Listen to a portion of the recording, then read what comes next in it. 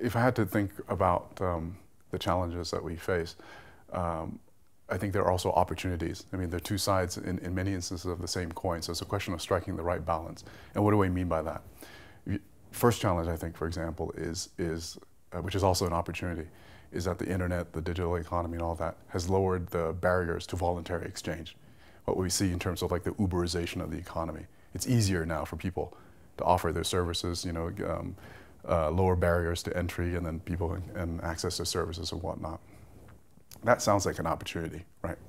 But I think at the end, it's also a challenge. I mean, if we're moving to a more of a what they call a contractor gig economy, I mean, it's nice when you're young, you're not married, you don't have kids, right? But later on, if the whole economy moves more towards a contract economy with less stability, and you have a spouse, kids, a mortgage, right? Who handles that variability and balancing that, I think, is a challenge that eventually we'll have to address. That's probably challenge and opportunity number one. Challenge and opportunity number two, I think, is that everything is much more visible and verifiable. Now, that sounds again like an opportunity. That's a good thing. It's good for freedom, right? Actions of governments can be monitored more closely.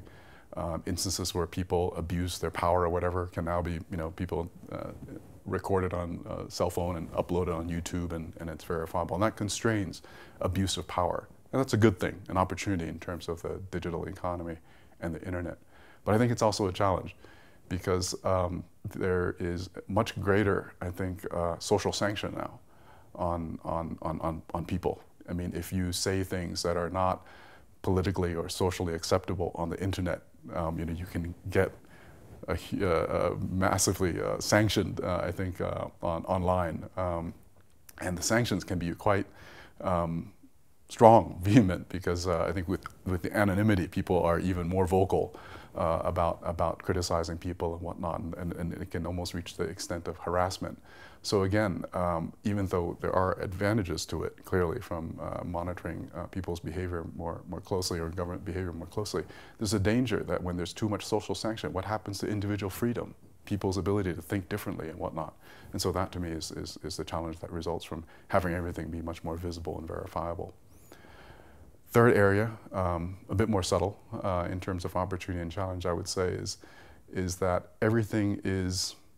information is much more readily accessible and available. That sounds like a good thing, and clearly that's an opportunity, right? It's very easy now for us to get information through the cell phones and whatnot. But to me, there's also a challenge embedded in that. It's the information is much more readily accessible, but it's all the same kind of information. Right now, you ask people, right? Most people will respond when they find out something or they hear something they don't know, and they look it up. What do they see? It rarely goes beyond the first 2 pages of Google, right? So we're getting almost like groupthink on a massive scale, an internet scale. And what we know, what we learn, is channeled basically by very few sources. And to me, there's a danger of having almost like what I would call a monoculture of thought. Right? It's not healthy. I mean, you want that kind of diversity of thought and opinion, but if everybody's seeing the same kind of information, drawing the same kind of conclusions, that to me is not healthy, particularly for individual freedom and freedom of thought. The analogy that comes to mind is like you have a forest and there's like a monoculture of trees, right? I mean, it's not healthy, it's not diverse ecosystem of thought, let me put it that way.